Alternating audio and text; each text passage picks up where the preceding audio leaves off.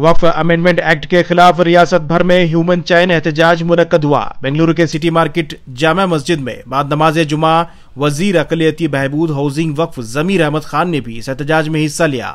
Jama Masjid city market के secretary Nurul अमीन, मस्जिद के खतीब व इमाम मौलाना मकसूद इमरान, मारूफ अदाकार अकबर बिन तबर, हैस्कॉम के चेयरमैन अजीम पीर कादरी, वक्फ बोर्ड के साबिक चेयरमैन अनवर बादशाह और कांग्रेस लीडर इस्माइल टमाटकर के अलावा कई अहम जिम्मेदारान मौजूद रहे।